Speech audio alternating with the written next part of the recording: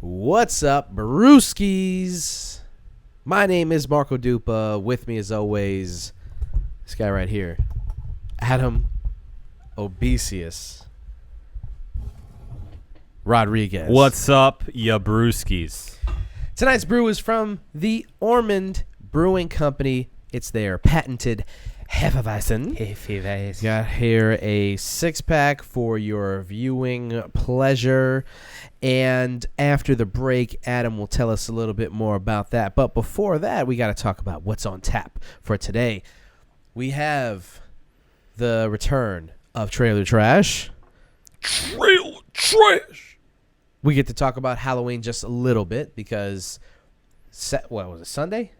Yes. Sunday was Hallows Eve, the day itself. So we didn't get to talk about it last week. So that's what we would do this week. And then, I don't know, wherever else we can find ourselves on this journey today. So, without further ado, this is episode 331 of the One Beer. Oh, come on. Oh, come on. I tried to get through it. Just do it. Cue the music. It's gone. Lost to be found. Someone to save you when you're down. Yes, I'm bored when it's bright out. So bored when it's bright out. 4 to 5 a.m. takes me to a place where I fit in. Yes, All right, kids. This is the One Beer In podcast. The podcast where two brews crack open a brew and we see where that one brew takes us. This is episode 331. I got it. It's fine. Here we are, ladies and gentlemen. So happy you were able to join us once again. As always. As always. Look at that. That's a Bud Light for you guys. We're not snobs here. It's okay. Yeah.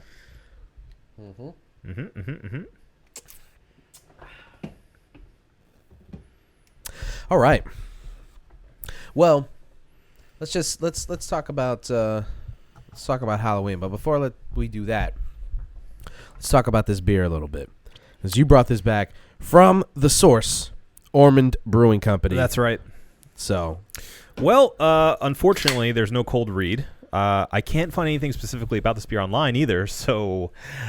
It is a 5.5% ABV. I did not try this one at the brewery, so this is a true first taste for the both of us. all right. Well, here we go. Clink it up. Clinked. Clink. Clink. There it is.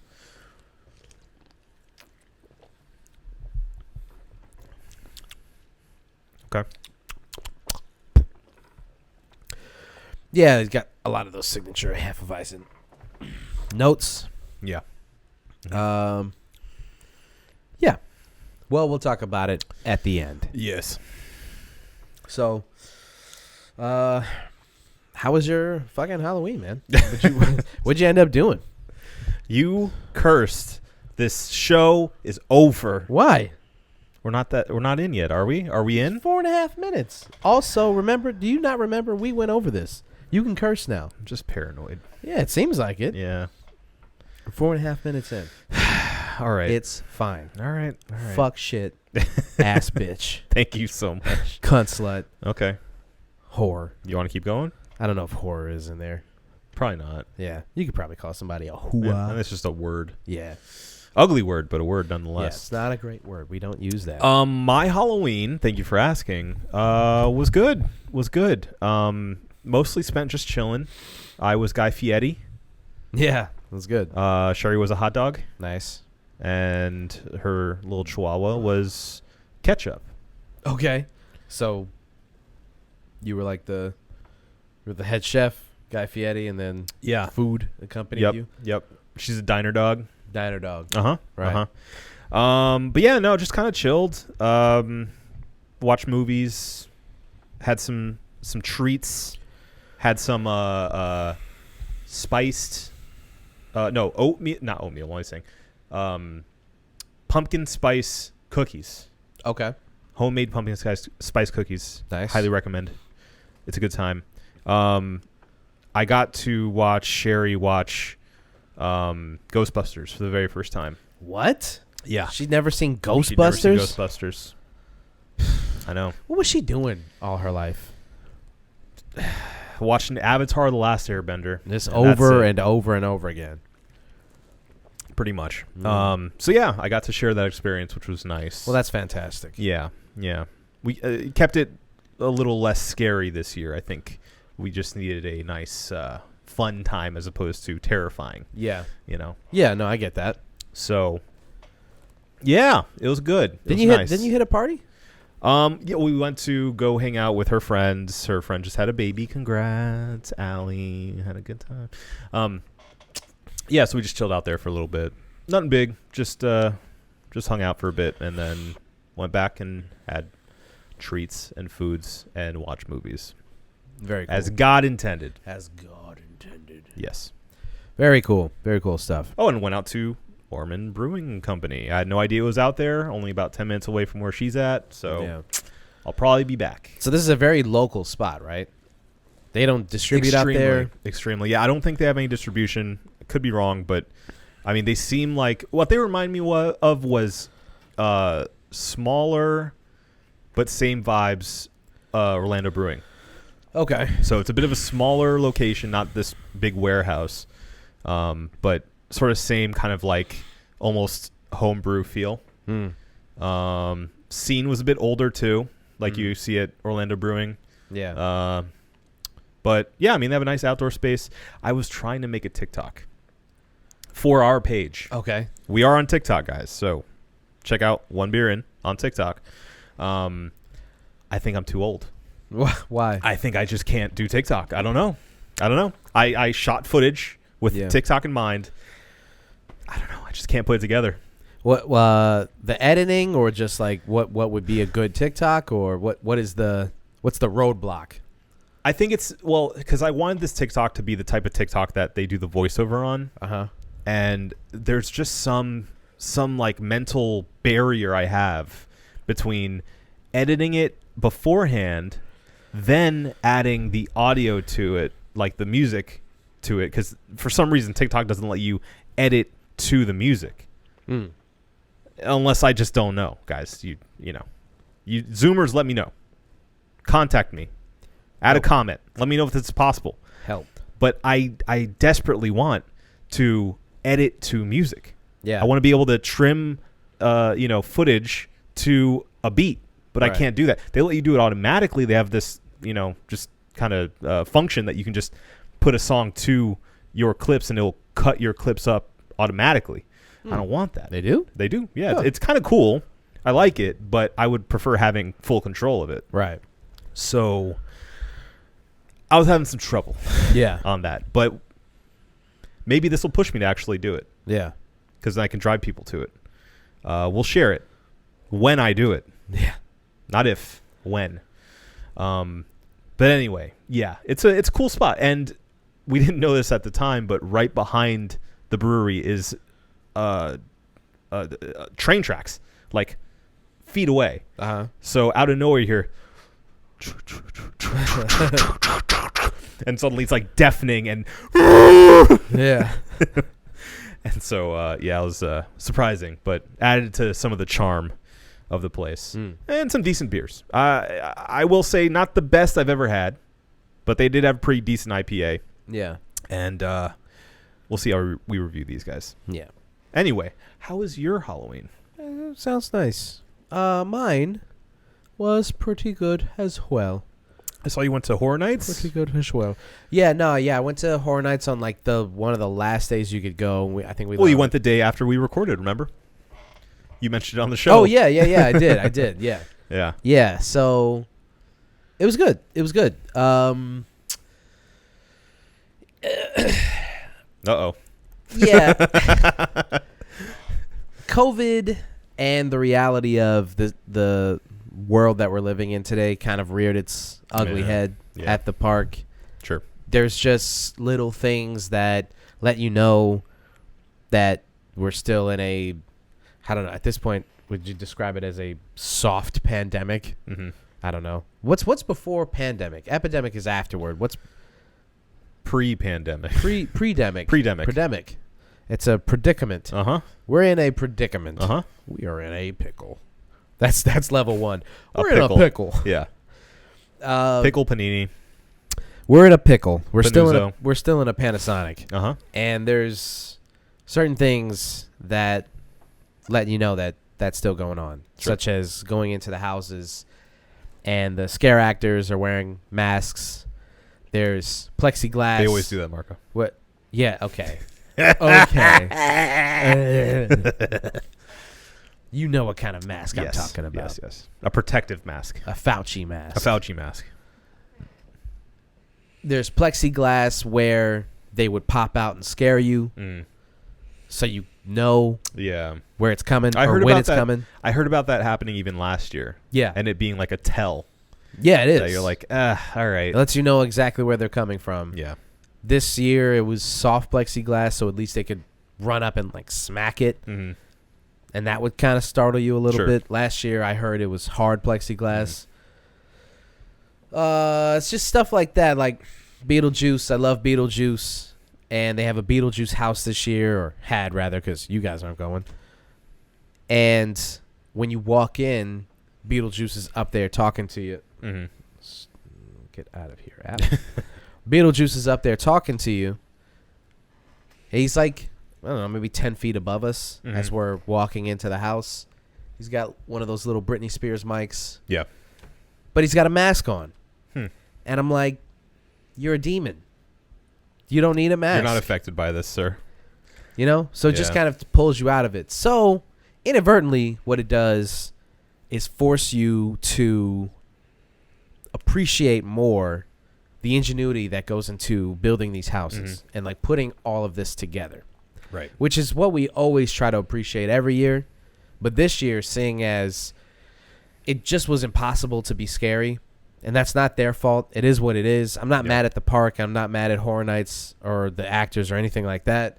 But it is what it is. Sure. You know? It's the reality of the situation. Yeah. So you just have to accept it. And once we did, started acknowledging like the houses themselves and everything that went into making those houses. Mm-hmm. And you appreciate that. And I just had a good time with the people that I was with. It was a fun group. Yeah. So it was a really nice time. And so that was fun. It was a good time. It was a great time. Nice.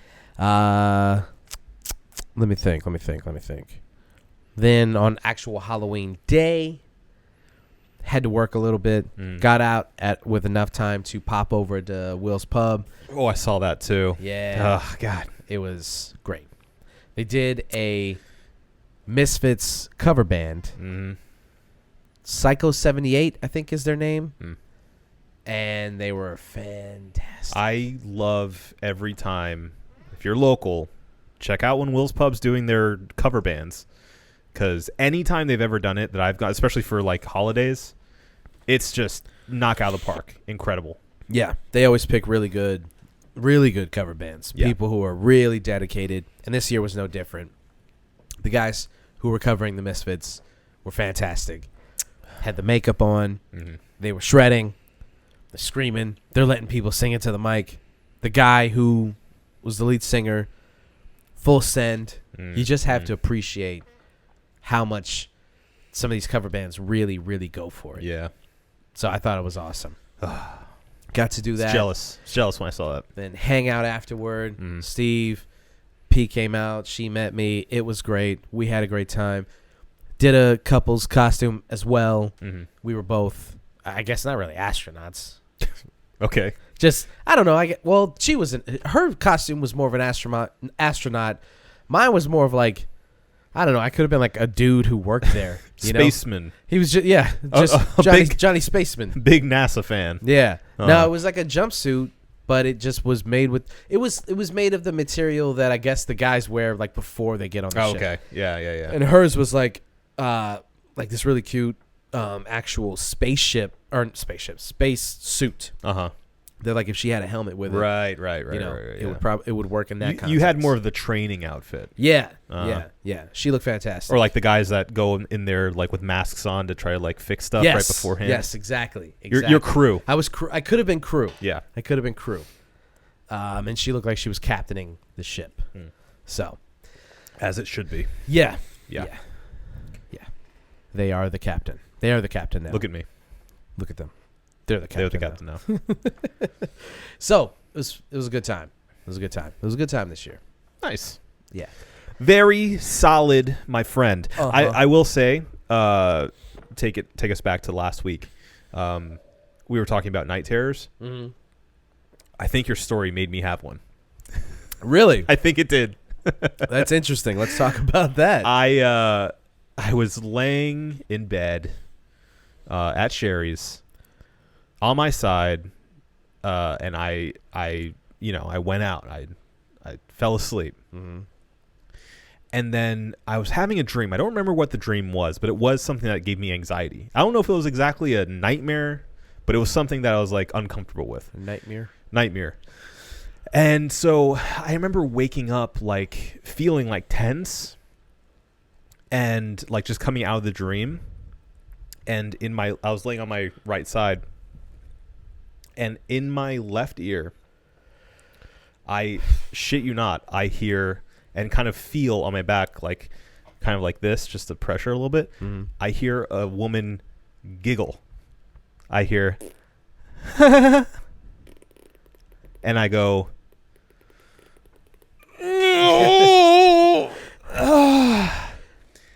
and so I, for a moment, was frozen with fear, and then I went, I think that asshole gave me a night terror. And so I laughed myself once I like felt all over for a second and turned over, obviously, to see like, okay, nobody's there. And I was like, son of a bitch. I was talking all that shit, and it came to me. So it started out scary, but then turned out funny. Yeah. So. Well, I mean, I think at least when you kind of came to, you were able to tell yourself, well, this is ridiculous. Mm-hmm. Not only is it ridiculous, I know exactly why my brain went in this direction. Yeah. That's always a good way. That's always a good way to kind of settle you back to reality. Yeah. You know, if you're just like, what the fuck? Why would I think about something like that? Then you can kind of point to a thing and be like, well, it's because I watched this movie, right? Or I did this thing, right? Or that thing, or whatever. So, yeah, you know, at least you had me to, just, you know. But in the moment, let me tell you, I could feel somebody right at my ear, and could almost like feel their breath on my ear, as they were giggling, and I went. Did you tell Sherry? No, I didn't tell her because it would freak her out. So if you're listening to this right now, Sherry, good luck. No, it's fine. It's fine. Is it? It was just a dream. Yeah, it's just one of those dreamy dreams. But no, I mean it was probably like 1 or 2 in the morning, so I wasn't gonna tell her. Oh my goodness, Jesus Christ! You all right? You all right? Yeah, there? I just didn't realize it. But yeah, no, I didn't want to spook her. Yeah. I mean, telling her in the moment probably should have told her the day after, but it's fine. I got over it. Well, there you go. That was spooky season. It's over now. We're in November. In fact, it's November. We're I mean, shit. We're trucking along, man. It's like we're already in the middle of the week. Mm-hmm.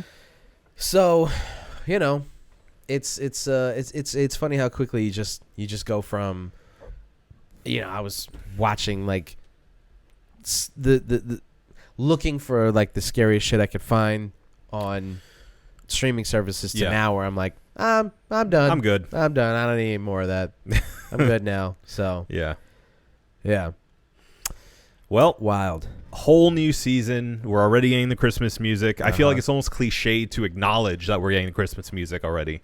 Yeah, I think it's become the whole thing. You skip basically the Thanksgiving season and go straight into Christmas season. Yeah. You celebrate Christmas for 2 months and just use all of November, which I'm not one of these people who's a stickler about it. People get so upset.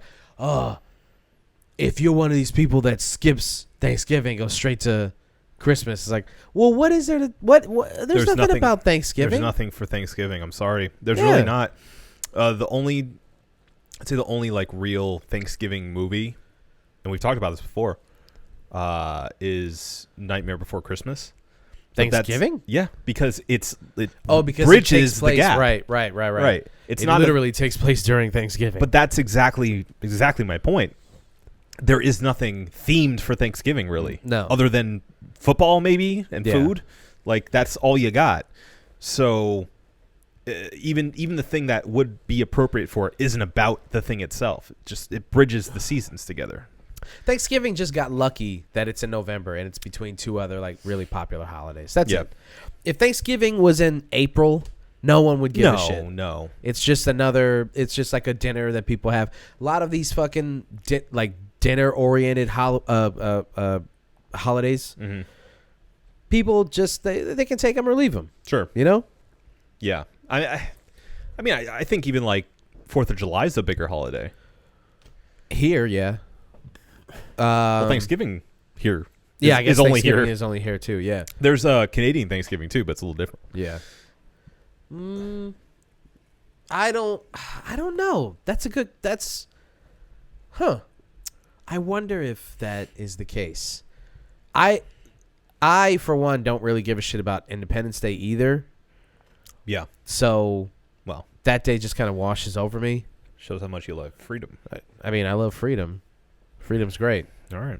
but also look where we are.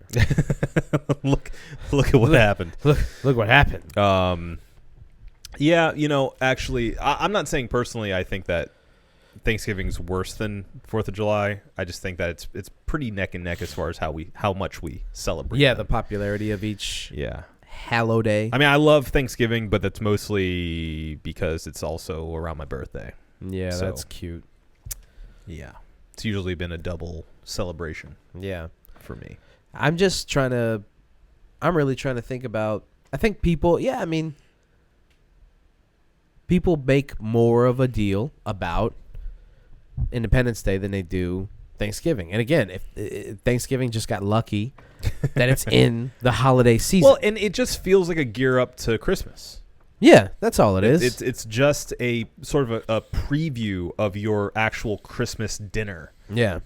Or whatever celebration you're getting your family together for a second time just a month later. Yeah. It's like, Yeah, well, and it's one of those holidays that helps. Like, if you can't get a plane ticket on Christmas, you can at least go, well, we're flying in for Thanksgiving. It's an afterthought. Yeah, it's an definitely afterthought holiday. I'm sorry. I love Thanksgiving personally because I really like Eating. engorging myself and watching football and feeling like taking a nap at 2 p.m. Yep. But I get it. I get that Thanksgiving is not really that big of a deal to some people. No, it's really it's not. It's really not. Yeah. It's the idea of getting your family together, sitting down, having a nice dinner, but you could do that any night of the week. Yeah, but you have an excuse this time. It's just like church, like people don't go to church all year and then will go for Christmas or Easter. It's Yeah. like, well, we'll go now, Yeah. You need a reason. Yeah. Which is really funny. Yeah. People are like, we're gonna go for Easter. So you didn't go for 363 days out of the week, but you're gonna go for Christmas and Easter. Yeah, it's And exactly then what that's the it. father says as he's roasting everyone who's Yeah. not normally there. Yeah. Yeah. Are you coming today? Yeah? Is that what you're going to You do? coming today? Oh, All right. Oh, okay. I'll see you next week. Cool. Yep. Cool. Yeah. I, for one, like to be consistent and not go any day. Okay. Yeah. Fair enough. Fair enough. Yeah. So, nice in between holiday that we're not even going to really acknowledge Except for my birthday. Well, yeah, I mean, God, fucking guy. I'm just trying to say, look, we're in the Panini years. I understand people forget, but I'm just trying to make it Panini known. years. Yeah, I'm just trying to make it known that my birthday is coming up. Yeah, all right. This is my birthday month. Hey, no, we got it. We got it. Do you get a whole month when you're 32? I can if I choose. Yeah, I guess you can. We were just talking about freedom, Marco. Yeah, I mean, we don't have families or anything. You don't have kids to worry about, Yeah. so you do still get... We're allowed to be absolutely self-absorbed. Yeah. Because we don't have families. Still allowed to be self-absorbed. No children. Yeah. No. This is our baby, folks. Wunderbar. This is our baby. This is our baby. Oh, we didn't even talk about the new... look at this. Aww. Look at this. Can you imagine? Improving the set. I know. It's getting there. Piece by piece. Yeah. We'll get there. We will get there. And if you're just listening, watch the YouTube. Yeah. Watch the YouTube. And then like the YouTube. Like it, share it, subscribe to it. Okay? Because that's the only way we're going to get more LEDs. We need more LEDs. Yeah. You want us to have better logos and whatnot, right? Don't you want that for us? Don't you? Don't you? Even if you don't like us, you want us to get better, don't you? Don't you want us to get better? Because then, you can talk more shit about an even better show. It's true. Yeah. It only makes you stronger. It makes everybody stronger. We all win. Right? Yeah. Yeah. Yeah. Yeah. Yeah. Yeah. See? On, I don't think it was Halloween day. I think it was the day before Halloween. Mm-hmm. It's been kind of weird at the bar. The crowds have been kind of weird. Not the people. The people, yeah, they've been kind of weird too. Uh-huh. But it's been like the crowds have been kind of. That's normal though. Yeah. There's People always are weird. people are strange. People are strange. And we've. I don't know. I think there was a full moon at the beginning of this month or in the middle of this month. Okay. I don't remember. That- Mercury was in retrograde. It was Right. all over the place. Yeah. Okay, life was weird. And I had my first person throw up in the bar. This is a historic moment for me. Very nice. Yeah. Yeah. I couldn't believe my eyes. I saw it with my own brown eyes. Oh no. Yeah. Was she yours? No, you fucking Sorry. fuck. No, okay, so this is what happened. This lady comes in with her daughter, and they're there, and at first, like, it's hard to tell. They seem like they're just having a good time. Mm-hmm. Come to find out, like, she must have had some kind of prescription medicine or something that made her throw up, because we only gave her one glass of wine. Huh. And we checked on them multiple times. Yeah. It's not like we overserved this person. We Right, checked on right. them and was like, how's everybody doing? We checked. But she had one glass of wine. So she's there. She's hanging out with her daughter. She's flirting with everything with a penis, which is hilarious. In front of her daughter? Oh, no. Not only is she flirting with every dude in the bar, she's also trying to hook her daughter up with every dude at the bar. I mean, that's expected, yeah. Yeah. So it starts to go well with some guy. This guy was at the corner of the bar. He's ready to dip set. They come in. Of course, because the daughter, she was cute. She was a nice looking girl. Mm. So they start talking to him, and he's like, you know what? Throw another on the tab. So we're like, yeah, all right. Get him going. They're hanging out or whatever, talking, having a good time. The mom gets up. She goes to the bathroom. Mm-hmm. And we're watching. The mom's been gone for a little bit. We're like, she's been gone for a little while. We might want to go and check on her. So I go check on the mom, and then somebody comes out of the men's bathroom and says, hey, man, there's an old lady in there. She's really drunk. Oh, no. And I was like, oh, cool, great, fantastic. Well, at least you can go in there. She wandered into the men's bathroom. Yes, I could go in there without having to, like, check and see if there's anybody else in there. Yeah. Go in there. I'm like, hi, ma'am. You doing okay? She's like, I'm okay. I need my daughter. She was very Spanish. Okay, thank you. If you couldn't tell by the Thank you for the perfect accent. impeccable Yeah, impression. So I'm on my way out to get the daughter. She must have had some kind of sixth sense about this because she's on her way to the bathroom too. And I'm like, hey, your mom's in the men's bathroom. Get your girl. Get your girl.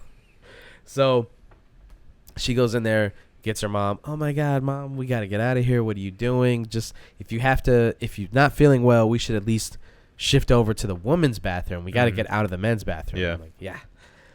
So they come out of the bathroom. She's ready to go. They're walking out. And I'm like, fantastic. They're leaving.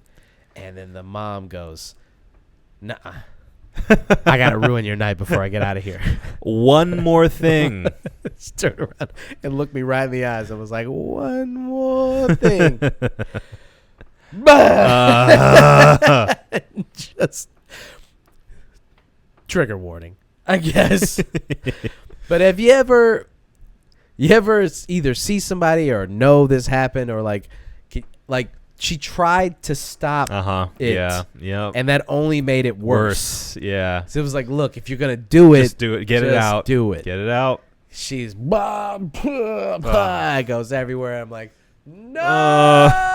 Why have you done this to me?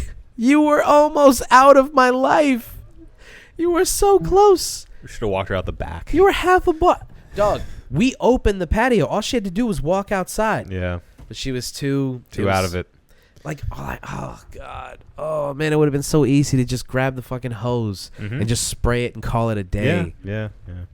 Instead, she's like, I'm going to make your night long. No. Right here. Right here. You see all these people? They need to see this. Be my witness. Witness me. Right here. So, right now. Right in the middle of the bar, she does this. And then her daughter, to her credit, on the floor at least, right? On the floor, yeah, okay. Not on the table, not on it, yeah, on the floor. Okay. And her daughter, to her credit, grabs her mom and walks right out of the building. Doesn't even look back, doesn't say sorry, anything. She just leaves. Okay. So that was super fun too. Yeah. To have the daughter, in her embarrassment, just leave. Yeah. And I was like, just disappear. Cool. So I'll clean this up. Not like I would have asked her to clean it up. Sure. But it would like, have been nice to at least be, apologetic. Yeah, just be like, oh my God, I'm so sorry, blah, blah, blah, or anything. Yeah. No, she was explain a little bit. This is nice. Your problem now. We're going home. Goodbye. So she left. Now it was my problem. And I'll be honest with you, man. Like, vomit doesn't really bother me that much, depending on the context. Okay. It's like somebody throws up in the bathroom. It is what it is. You just have to clean it up. I guess this was super easy because she threw up on the ground. Right. And all we had to do was, like, sweep up, the solid stuff. Yeah. Obviously disinfect the broom and everything like that. And then all I had to do was just mop it up. Yeah. So it wasn't that bad. It's when people do, like if she had thrown up on the table, right? If she was, or if she was at the bar and threw up on the bar. Yeah. Now we've got to like move everybody away from that area. We've got to clean up every nook and cranny of that area. It's a hazard. Yeah. It becomes a whole thing. Yeah. Not to mention like, depending on what she actually does throw up and then having to like, we don't have to go through that. Yes, exactly. You can use your imagination. Yeah. You guys need the like sawdust that they have in schools. Yes. Well, I was saying, or kitty litter. I was saying, kitty litter's good. There's a chemical that Publix has that is basically just this powder that when I used to work there, what you would do is like if somebody spilled something, you put the dust or this powder in like a circle around the spill, and then you just brush it into the spill. It absorbs it immediately. Okay. And then turns it into basically like a hard mud that you can just sweep up. Interesting. Super easy. Yeah. I can't believe that every place in existence doesn't have this thing. A clotting agent. Yeah. And I was, dog. I mean, when I worked at Publix, one time I knocked over like 6 bottles of wine. So I was waxing the floor with one of those big ass, fucking mini Zambonis. Yep. And I hit the corner of the bar, and like all these bottles just crash. And I was just like, oh, cool. I'm gonna lose my job tonight. Great, fantastic. Red wine everywhere. Great. And no, it was super easy. They just like grab the thing, you just sweep it up. Took like 2 seconds, done and done. And then it's a grocery store, so they're not on the hook for like 6 bottles of wine. They don't give a shit. Right. It's not like a bar where they're like, dude, that was the last bottle that we had. You broke it. That was a 2009. Right. No, it's Publix. Shopping's a pleasure. Shopping's a motherfucking pleasure. Uh-huh. Now, if it was 2016, that bottle was made that month. Yeah. Yeah. It's a very young wine. Let's just put it that way. Yeah. Fresh. Yeah. It's basically juice. So that was good. That was fun. Glad that somebody had done that, because now I have the story. Now I have my experience. Yeah. Of having somebody done that to me at the bar. Yeah. 'Cause she did it to me. Well, because I think it's so shocking because Red Light never strikes me as a place that people would get absolutely hammered at to the point where they're about to throw up. Yeah. It's, I won't say rare that people get drunk there. It's uncommon, but we try to be pretty diligent about not over serving people. Yeah. Beer is super, like, mixed drinks, those are a little harder. People taking shots. Oh, of course. And you don't know, like, oh, I just served this person a shot, and then they got themselves like a highball or an old fashioned or some kind of like vodka Red Bull or some bullshit like that. Or their friends bought them a shot. Right. It's like, how and do they you come and you don't know till you're looking in the corner of the bar and this person is like can't keep their fucking head up, and you're like, oh no, here we go. Right. At Red Light, at least, and I think most beer bars, you can be pretty. You should be, if you're doing your job, you can be pretty diligent about, like, I'm not, like, you walked up, you could barely sit down at the stool. Yeah. You're slurring your words. I'm not giving you another beer. It's easier for people, like customers themselves, to be more diligent about how much they're intaking. Yeah. Because, first of all, there's ABVs and everything. Yeah. So you know what you're getting. Yeah. Very few things are up to a level of like let's say like a shot or a mixed drink, so if you're going for something that's heavier like that. Yeah. If you're getting like a barley wine or an actual wine. Yeah. So yeah, I mean, I feel like it would be hopefully a rare occurrence that this ever happens to you. Yeah. So if you're in like a sports bar or something, maybe a little different. Yeah. Yeah. But part of the reason why I don't want to work at any sports bar. You're in the vaulted halls of a craft beer spot. Yeah. So enjoy it. Yeah. Yeah. May we all be so lucky. So that was fun. That was nice. Started my weekend off right. Yeah. Well, only uphill from there. Yeah. Because I've heard some horror stories. Horror.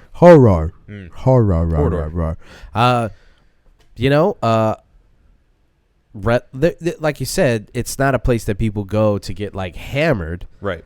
But I will say that the stories that I've heard, you can get pretty drunk there. Well, of course you can get drunk. Like, is a place full with alcohol. Yeah, you can get lit anywhere. Sure. Especially if you're drinking stuff fast enough, if you're drinking high enough ABV stuff, and some people stumble in there after having drank a bunch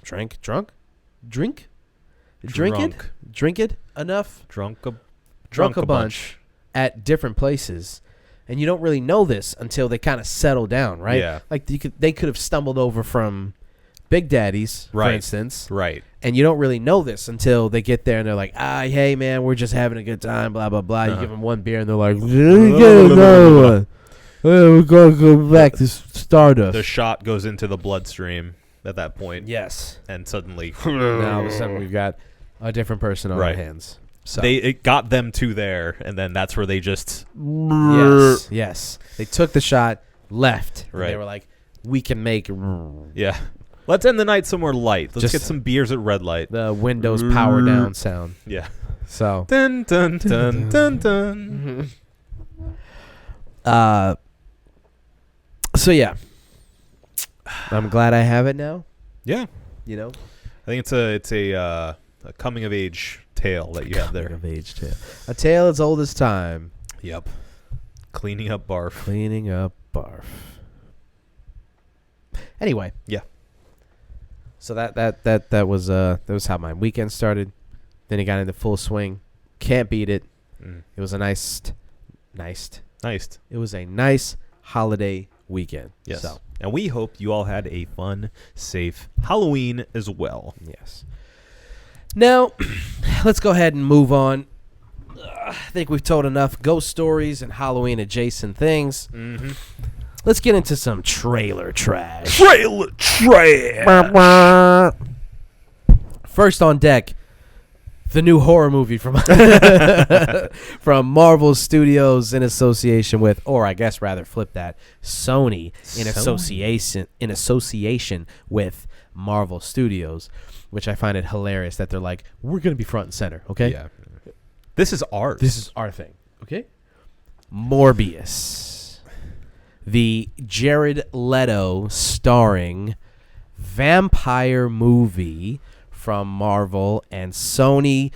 We're finally getting into the supernatural aspect of Marvel comic books. It's been a long time coming. We talked a long time about Blade and its importance in the MCU. Right, which is coming. And is coming. So this movie, I think, will definitely kind of help us set a bar for how successful they can be with dipping into the supernatural. Kind of. Kind of. Because there is a clear division between MCU and Sony. Well, you say that, but what we just saw, you know, we'll see. Yeah. Let's just say I'm afraid for Spider-Man moving forward. Yeah. And it's not just because he's facing more bad guys. Yeah. The bad guys he's facing is Sony. Yeah. Yeah. Anyway, so this trailer, though, Morbius, which is set in the same universe as Venom, right? Venom. We're assuming so. Venom. Yeah, with the joke that he makes in the trailer, it's definitely set in the same universe. Right. It has to be. Yeah, and Sony also owns the Venom franchise. Venom. Technically, if you don't know, Sony owns the Spider-Man universe. Yeah. So anything having to do with Spider-Man, they have the say in. Now they've been close bedfellows with Marvel because obviously Spider-Man is a huge Marvel property. Yeah. But he was sold to Sony long ago. Yeah. So supposedly the next Spider-Man movie is going to be the last one with MCU involvement. Meaning the next is going to be a Sony-backed one, which is why I am scared. I don't believe that. I think Marvel will pay by Marvel I mean Disney will pay whatever they need to keep Spider-Man in the MCU. Yeah, well, it doesn't make sense to. They're apparently anchoring the entire Phase 4 around Spider-Man. That's like their whole thing. He's going to be the new Iron Man in their. Well, here's the deal. Here's the deal, man. Spider-Man, I think this is my theory here. With the next movie, it's going to obviously be about expanding into this multiverse of different Spider-Mans. The Spider-Mans. Spider-Mans. That opens them up for so many ways to get out of having Tom Holland Spider-Man. Okay. So they can now branch off and be like, this is the MCU Spider-Man. Right. And now Sony, here, take Tom. We don't care about him anymore. Right. You know? Right. That may be the case. And I may be being pessimistic about this. I would think both of them realize the value in keeping that relationship going because people genuinely like Tom Holland as Spider-Man. Yeah. I don't think that's a pessimistic view. If that is the case, then let them do that. Let Sony do whatever they want with their Spider-Man property and let us continue to have Tom Holland Spider-Man. Well, I'm afraid that's going to go the opposite way. And what they're going to do is push Tom Holland into the Sony universe because he's a big name now. And then force the MCU to make their own other Spider-Man at this point. Make it a... like I'm splitting my references here, but like a Flashpoint where there is now this Spider-Man in this universe and we have a separate Spider-Man in the Spider-Man universe under Sony. Because, I mean, they're already toying with that with Enter the Spider-Verse, because they also have, I mean, before all this, the idea of these multiple universes with multiple spider people. Yeah. So and they acknowledged their own Spider-Man movies in that movie. Yep. So and the video game even. Yeah. So I think that shows where Sony's head's at, saying, like, this is the perfect opportunity to make Spider-Man so much more. Yeah. While potentially giving MCU what they want to, and still, you know, I'm sure making some money on the back end of that. Yeah. So we'll see. I mean, I think the smarter move would be for them to, like you initially said, let MCU have Tom Holland for the long haul, and then build out their own Spider-Man in his own Spider-Man universe. Yeah. So we'll see. Anyway, Morbius trailer. What'd you think from what you saw? Man. I don't know what to think. Okay. I'm still trying to process what I saw. Yeah. Because Venom is at least acknowledging that its premise is goofy and that there's graphic violence and action, and it's a fun movie. It's not great, but it's a fun movie. I haven't seen Let There Be Carnage, but I've seen the first one very recently, actually. I watched it. It was just on TV. Really? I don't know how I watched it. Was it TNT or some? I watched it. How did I watch that movie? I didn't think it would be on TV yet. Maybe it wasn't on TV. Maybe I just stumbled on it on something that I was scrolling through or something. Mm-hmm. It's on something that I saw. Okay. I watched it, or maybe I was somewhere and someone else was watching it. It doesn't matter. I've seen it, and it's good. It's goofy. It's fun. It's like it's no MCU movie, but maybe that's a good thing. It has its own charm to it. What have you? Blah blah blah. I'm a huge Tom Hardy stan. Of course. So, seeing him do anything. T-shirts, hard for Hardy. Hell yeah. Hard for Hardy. Great. Uh-huh. Would wear. Okay. 10 out of 10.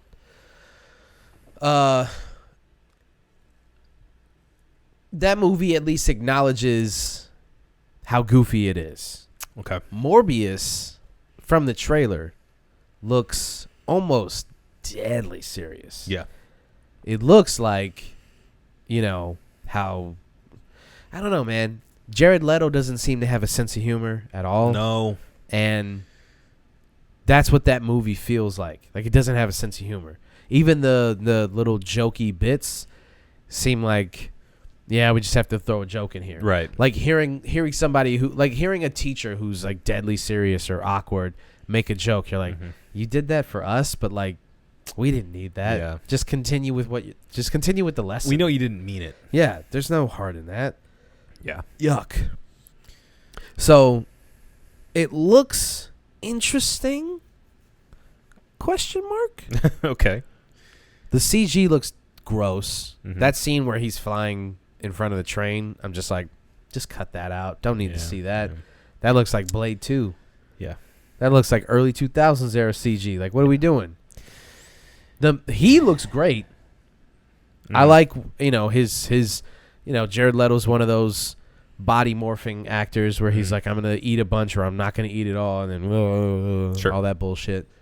Got him an Oscar, so guess it worked.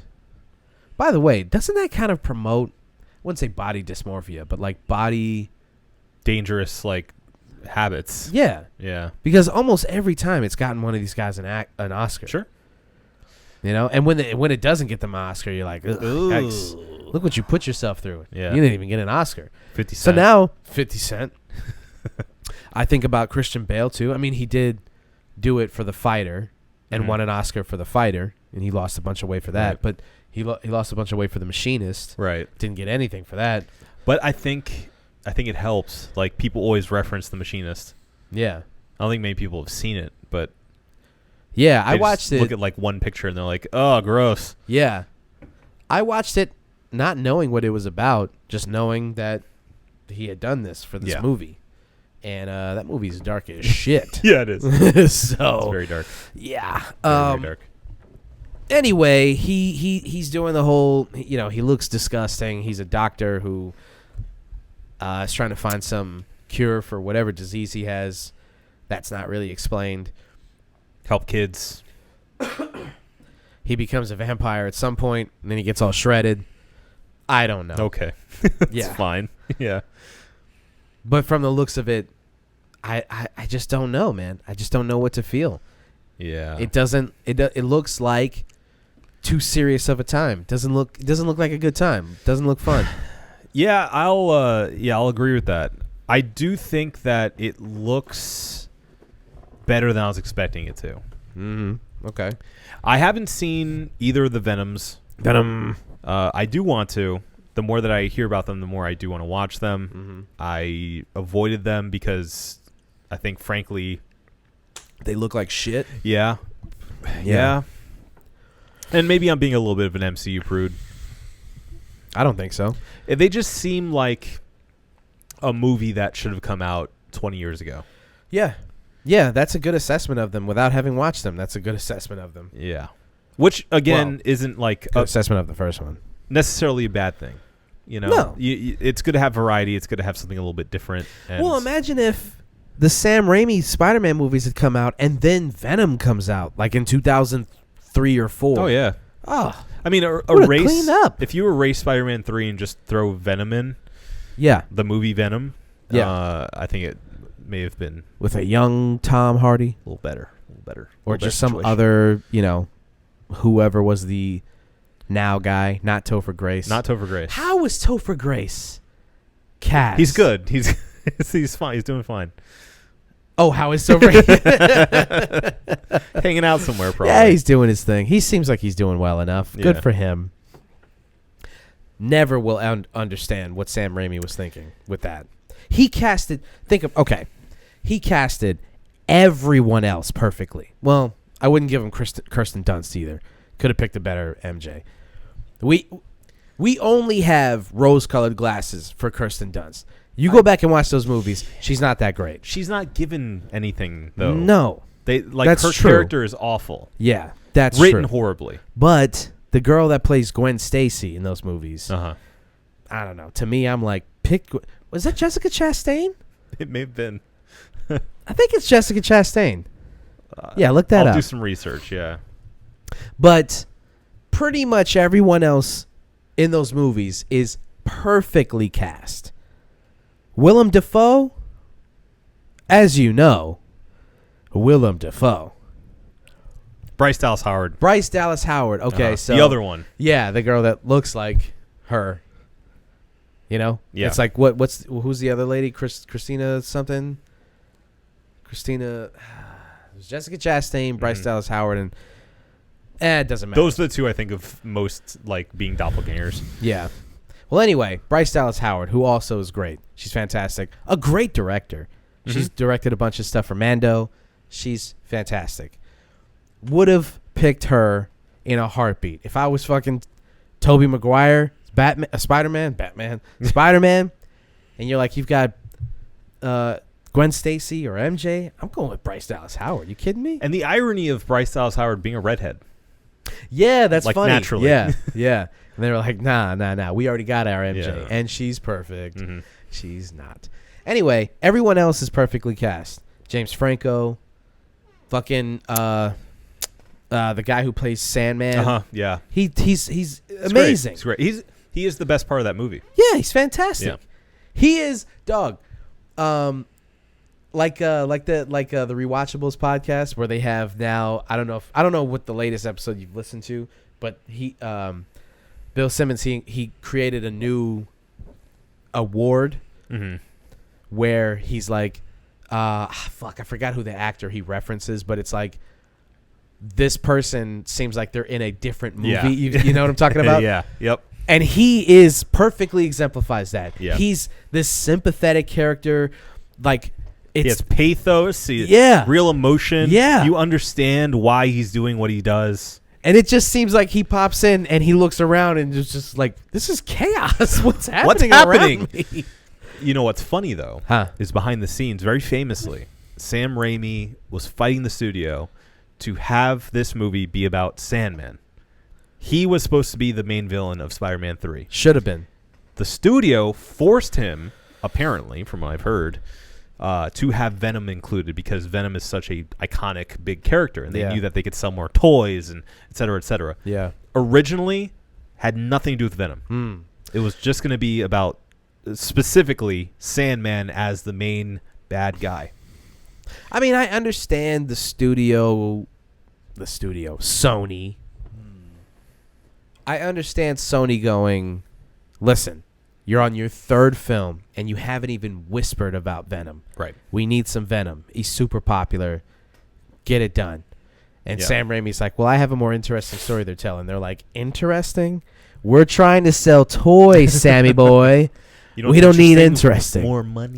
Money's interesting. You want your bills paid? Bless you. Dab on. Thank you. So I get why they would insist upon that, but Sandman was a great villain. It was clearly Wasted. a mistake. Clearly A mistake. Clearly.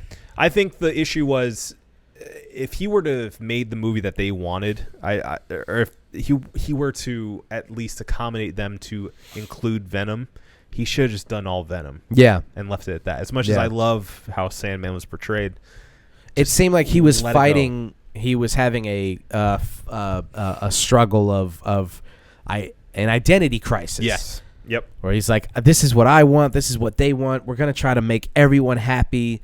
And what happens is it just falls on its face. Also, I would just like to say for the record, I'm getting a little sick of this annoying thing on the internet where people are doing this revisionist history thing. Are people saying Spider-Man 3 is good? There are a lot of people out there who are saying there's a charm to it and that like it's underrated and it's pretty good and all this stuff. And it's like, look, no, stop it.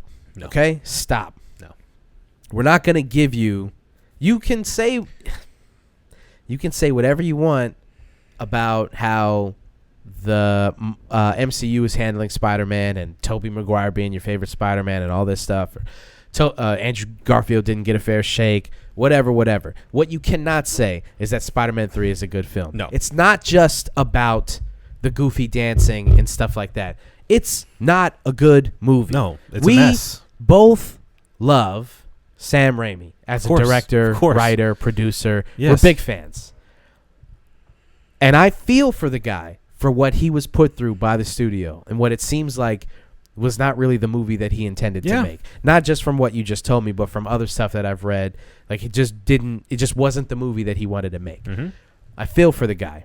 That being said, this is the movie that was made. Sure. And it's not good. It's what we've got. And it's not good. Not good. No. Stop it. No. Stop it.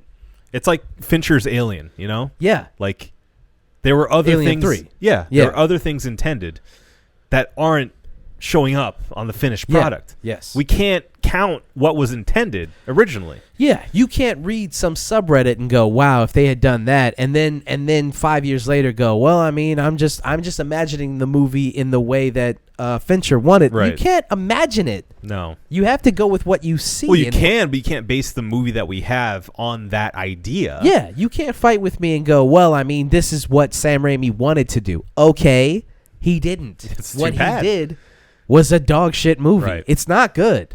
It's not good.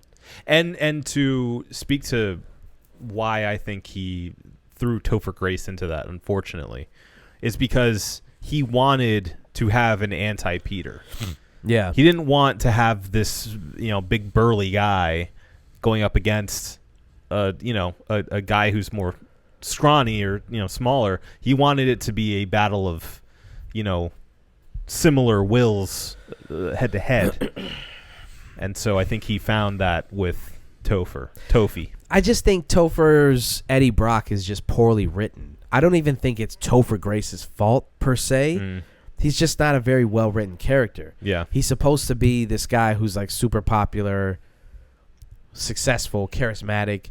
Just doesn't come across that way on screen. Yeah. And then also the things that he does, like it's not really that hard to do the job that he's employed to do. Why is he doing the things that he does? He doesn't come across as charismatic or attractive or not. I'm not calling him ugly. I'm saying like his character is like, just, there's no allure to him. Yeah. He's not suave. No. So then that's part of the issue. is okay. He's supposed to be, and this is why Toby or Peter does what he does when when the symbiote starts taking over for him. He starts, living out those fantasies, and he kind of almost envisions himself as what he thinks Eddie Brock is. Sure. Yeah. But both of them are just horrendously uncharismatic and just cringy and weird. And I know obviously the meme of Spider-Man, Peter's symbiote Spider-Man, the dancing and all that stuff. Of course, like but it's become a meme, and everyone now it's the same thing that's happening now with Hayden Christensen. Where now all of a sudden we're talking about how good of a Darth Vader he is or how good of an Anakin he is. And I'm like, look, man, I went back and I watched all 3 of the prequel trilogy. He's not good. No. Okay? You don't get to come back now because you miss him or because you feel like, oh, he didn't get a fair shake or, revisionist history, rose-colored glasses, yada, yada. He's not good. Look, I'm as nostalgic as the next guy is to that era of Star Wars. Yeah. Because it was our Star Wars. Yeah. Other than the re-releases of the original trilogy, that was our first toe dip into the Star Wars universe. Yeah. Look, I understand the idea that the scripts weren't good. Some of the movies weren't very good either. He wasn't good either. No. I'm sorry. No. He just wasn't. He wasn't. He just wasn't good. I mean, do I have hope? Am I excited about him being included in the newer shows? I wouldn't say excited. But I will say I am hopeful that this will be kind of a redemption story for him as an actor to have better material to work with. But he's not a good actor. That's the thing. But it's not about him playing this whiny version of Anakin or not playing the guy that you envisioned when you envisioned who Anakin was, yada, yada, yada. Hayden Christensen's not a good actor. Yeah. He's not good in anything. Everything that I've seen him in, I'm like, why? It's only because he's a good-looking guy. It's very, That's it. very pretty. He's not good. Jumper's in anything. okay. Huh? Jumper's okay. No, it's not. It's fine. I don't think he's good in that. I don't like that movie. I don't think he's good in that movie. Okay. I don't think he's good in Takers. I don't think he's good in any rom-com I've ever seen him in. He brings no charm. Yeah. He's got zero personality. It's a little flat. He just sits there with his dumb face, just squinting his eyes at the camera. He's not a good actor. Okay. All right. We'll see. You may be eating your hat when the new shows come out. Well, okay, but even if that's the case, I won't give him any credit. It'll be Favreau. It'll be Filoni. So he can't win? No. He's irredeemable. I won't say that. I won't say that. I won't say he's irredeemable. I will just say that if we see this drastic change in how he approaches the character, how much credit does he really get? I mean, I guess he's only doing what he's being told. Sure, yeah. And if George Lucas or whatever director of Revenge of the Sith, I don't know who they were all Lucas. He directed them all? All 3, yeah. Well, then, yeah. That's partly the problem. Yeah. No, he's going to have to. Let's just say that man has an uphill battle. Okay. Because, like I said, it's not that he played a bad Anakin. It's that he's a bad actor. Mm-hmm. So, okay. I don't know. All right. We'll see. We will see. But again, they're trying to do that. We're trying to go back and say that. I tweeted about this. We're trying to say that Catwoman's Halle Berry's Catwoman, not Catwoman's Batman. Okay. Halle Berry's Catwoman is not that bad of a movie. It is. Guys, it's a terrible movie. I love Halle all. Berry as much as the next person. It's not a good movie. Stop this. Yeah. There has to be a point where we draw the line and say, like, this is not good. You can enjoy it for what it is. You can have a good time with it and say, like, listen, I know that it's a bad movie, but I enjoyed it. It was it was fun. It was part of my childhood, whatever reason that you can come up with. But objectively, we have to come to a point where we go, like, this is our baseline. This isn't a good movie. Yeah. You know? Like, if we don't have that, what do we have? There's no truth. There's no truth. It's just, we live in a world where we can just create our reality Yeah. based on our own perception of things. It's crazy. And Everyone now I'm has a walking voice. around saying like, "Oh, this movie's good." It's like it's objectively not a good movie. You don't get to go on Al Gore's internet and tell me that Catwoman's a good movie. It's not. Well, I rewatched that one the other day too. Why? Why would you do that? I don't know why. It's really bad. It's really bad. Really, really bad. It's horrendous. I think maybe because I had heard so many people going, it's not as bad as you remember. No, so I it went back is. and watched it.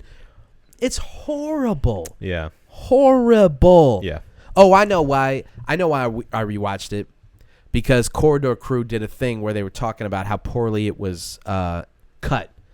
There's that scene where they're playing basketball and it cuts like 1,000 times and it just it's just a Infamous. weirdly edited. Yeah. Yeah. And Corridor Crew talked about that, and then that made me go back and watch the whole movie, and I was like, yeah, this movie is bad. It's bad. It's not good. It's bad. It's not good. Yeah. So anyway, going back to Morbius. Morbius. Trash or no trash? Trash. I'm gonna go trash. I can't do trash. I can't say trash. Okay. I'm not going to trash it. That's fine. That's I'm gonna fine. say because it seemed like you liked it more. than me, I so. thought it looked better than I was expecting it to be. I do agree with you. I think that it does look a little self-serious. But we'll see. Yeah. We'll see. Did we have another one? Yeah, we have the Book of Boba Fett. The Book of Boba Fett. The Book of Boba. Now we're talking. Now we're talking about something. Yeah. This looks fucking awesome. Yeah. Yeah. Every fucking frame of that shit, I was like, yeah, I am on board for this. That's the stuff. Yes. Uh-huh. This is what I'm talking about. Yeah. The Book of Boba Fett is like, I guess, sort a pseudo season 3 of Mando, kind of its own thing, but I'd kind of call in it- the same vein. Yeah, I'd call it a side story. Yeah. I would think. Yeah. It seems like its own standalone thing, kind of like what they're going to do with Ahsoka. Yeah. You know, where like we're getting these individual things. I think from it is definitely from the same creators. Yeah. And I read that Robert Rodriguez is actually shooting a lot of this. Yeah. He's which is involved. Pretty cool. Favreau's involved. Filoni, of course. Yeah. And Kathleen Kennedy. Kathleen Kennedy. Yeah, Kathleen Kennedy. Yeah. You need to really, really. If I were you, I would just look up a list of the best Ahsoka episodes of Rebels and Clone Wars. Okay. Just so that you can give yourself an idea of why she's so important and why she's such a good character. Because when you watch her in Mando, like I saw some people saying, this was before I went back and watched the animated shows. People were saying that like, that's not my Ahsoka. That's not my version of the character. That's not what I envisioned. She looks like Rosario Dawson. Looks like her, portrays her well enough physically, but the ethos or the pathos of the character is just not the same. I wholeheartedly disagree with that. Okay. I think that she was perfect. I think that what they've done with the character is chef's kiss. I think she's fantastic in the way that she's written and how everything that she's been through in both of those series. Yeah. And where it leads to, and also the time that you go from the end of Rebels to where we see her in Clone Wars, or I'm sorry, not Clone Wars, Mando season 2. Yeah. I think that's a long time of her basically just being this like Ronin Jedi character in hiding on the run. Yeah, I think she's fantastic, but I think that as good of a character as she is, you would appreciate her even more getting all of that backstory. I really like the stories specifically in that era, especially after playing the Star Wars game. Yeah, Fallen Order. Fallen Order, yeah. Because I can only assume that it's pretty similar, based on I know that she's Anakin's Padawan. Yeah. Right. Yeah. So I mean, putting the pieces together of what I know to happen with Anakin in particular. Putting those pieces together. Yeah. Those fat ass juggle pieces. Yep. Jigsaw pieces together.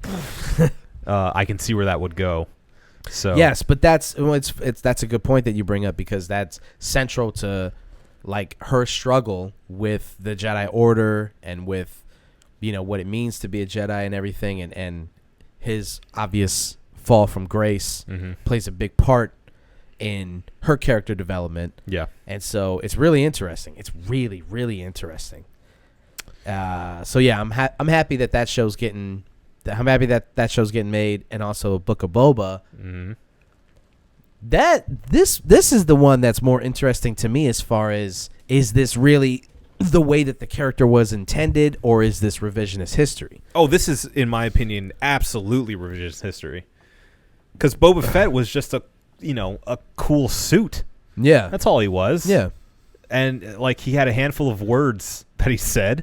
He shot some stuff and flew around and ended up flying into a gaping sandworm hole. The Sarlacc. A Sarlacc pit, if you will. If you will. Sorry, I've been watching a lot of Dune. Yeah. Gaping butthole. Gaping butthole. Yeah.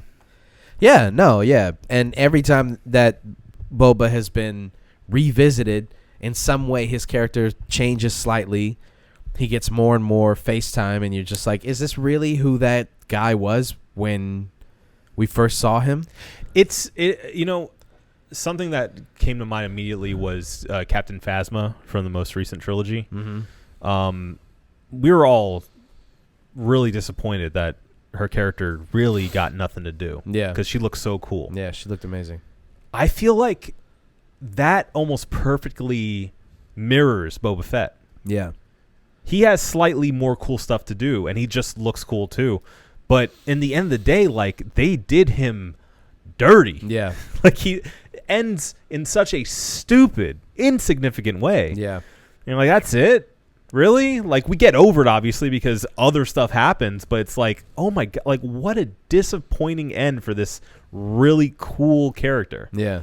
And for so long, that's all we had until recently. Mm-hmm. So I am happy with them fleshing this character out more and making him more of a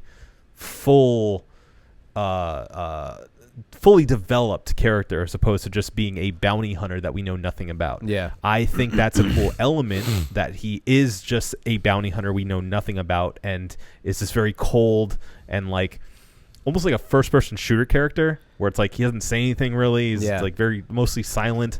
Reminds me a lot of, actually, I just beat Metroid Dread, so top of mind, but like Samus, it's like just a badass. I thought you were gonna say Master Chief. Master Chief 2, yeah, Master Chief 2, perfect example. Less heroic, which kind of makes him cooler.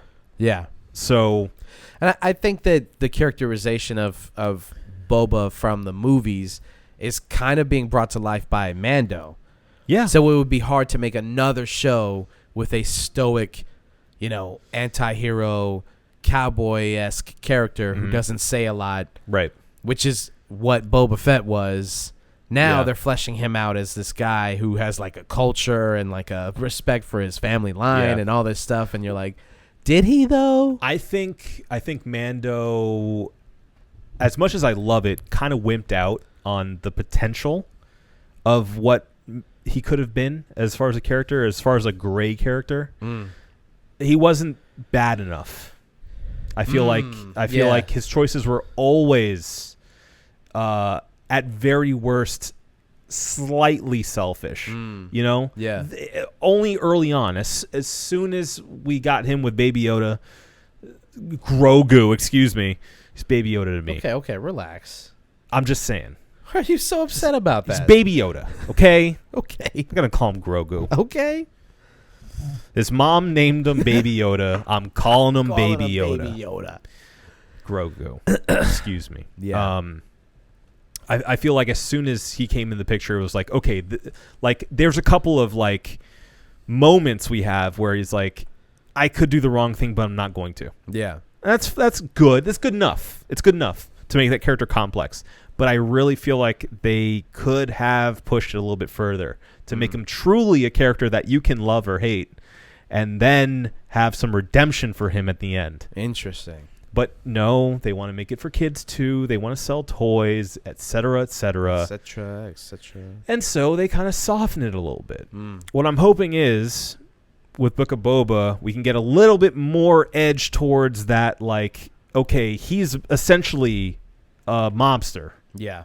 He's there to take over. He was a mob enforcer who now has taken over the family or Right. the criminal the criminal syndicate. Yeah. Yeah. But, So yeah. I'm hoping that we get more of that edge that I wanted from Mando Yeah. with him, because he's a bad guy. Yeah, I want him to just be a bad guy. Yeah. I hope that he just stays a bad guy. Which, again, to kind of go back to Morbius for a second, the way that I hope that by the end of the movie, Morbius is just a bad guy. Yeah. You know, because in the at least in the animated series, I'm not going to sit here and pretend like I read all the Morbius comics. No. So if I'm wrong on this, I'm wrong on this. But in the animated series and everything that I know about Morbius as a character, he was a sympathetic villain. Yeah, but a villain nonetheless. Yeah. And I hope that that's the case. I hope that at the end we don't get this tragic anti-hero story. Yeah, no. Which is part of the problem with Venom. Which is what I was going to bring up. It's a movie that, since it's only based in its own world until obviously the second one. The first one, he's basically a hero. There's no anti-hero. Yeah. There's no anti-hero anything about him. He is the protagonist of the film. Right. Venom develops into an anti-hero from starting off as a villain. Right. That is part of his development as a character. To start him off as the protagonist puts you in a weird place, because now, like, okay, spoiler alert. I'll give you a couple of seconds. This is a spoiler for Let There Be Carnage and a spoiler for the MCU, really. Yeah. Venom's in the MCU, technically. And Kind of. I mean, Spider-Man's in the Spider-Man universe. okay, sure. Right. So he could just interact with Spider-Man and not have anything to do with any of the MCU characters. So Yep. okay. So he's in the Spideyverse, which by extension is the MCU, but not really. Right. They could. It leaves the door open, Mm-hmm. but I don't see it happening. I don't No. see Venom being any more important than anything that happens to Spider-Man. Anyway. Why does he lick the screen? What does he have? What's his beef with Spider-Man? I don't. How are they going to write them together? They're both heroes. In both movies, Venom is the hero. What beef does he have with Spider-Man? Maybe Venom can see through universes and knows that he's fighting against Spider-Man. He's supposed to fight against Spider-Man. What the hell are you talking about? I'm saying maybe there's this cosmic idea, this like imprint in which Venom knows that Spider-Man is the enemy. And so maybe Brock has no control over the symbiote's aggressiveness towards Spider-Man. Spider-Man's That's the enemy. interesting. Okay. Maybe there's just this thing that's written within the multiverses that or the Spider-Verses, whatever it's going to be, that Venom is forever Venom anti-Spider. Okay. I like that. A little simplistic. It's a leap, though. Sorry. No, I'm saying it is what. I'm not saying that's your fault. I'm saying that's all they've given us. How Sure. are they supposed to connect them? I don't know. Unless he sees him as like, oh, that's pretty cool. Like, he seems like a foe that is worth my time. Yeah, it comes across like he's just fucking with him, basically. Yeah. On some like Joker shit. Sure. But even that, I'm like, nah. Yeah. Nah. I can't really talk to Venom because I haven't seen it yet. So No, you can't talk to I Venom. don't know what he does. I don't know what that Venom do. I don't know what that Venom do. All right, back to Book of Boba. Book of Trash Boba. or not? Oh, not trash at all. I'm Trash. so excited. I'm Yeah. so excited. I'm glad they're bringing back Ming-Na Wen. Yes, she's great. Yeah. So I'm excited. I'm excited. Fantastic. Yes. All right.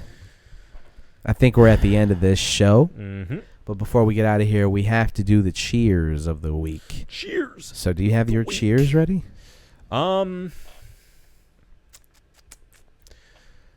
I am going to complete a cheers that I initially gave before, and that cheers is.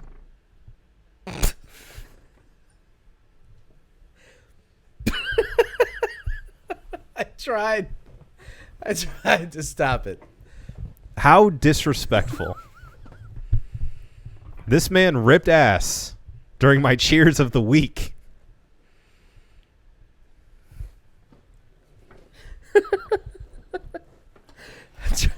I tried. I need another beer. I tried. All right. I hope you're proud of yourself. Hope you're real proud. I hope that came out on the mics. I hope everyone heard that. I'm still debating on if I want to cut that out or not. We'll see how that goes. We'll see how that plays. Anyway. Yeah, go ahead. My cheers of the week is to confirm that Metroid Dread is incredible. I just beat it, and it is a great, great game. Cheers. Highly recommend. I highly recommend, actually, you go out and if you have a Switch and you're paying for online, go ahead and beat Super Metroid. Once you beat Super Metroid, go out and beat Metroid Dread. It is perfect experience. So good.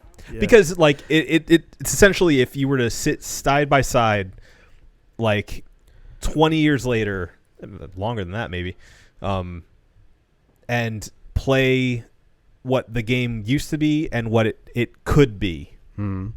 It's like time travel. It just is everything I wanted Super Metroid to be through beating it and being like, I wish that this controlled better.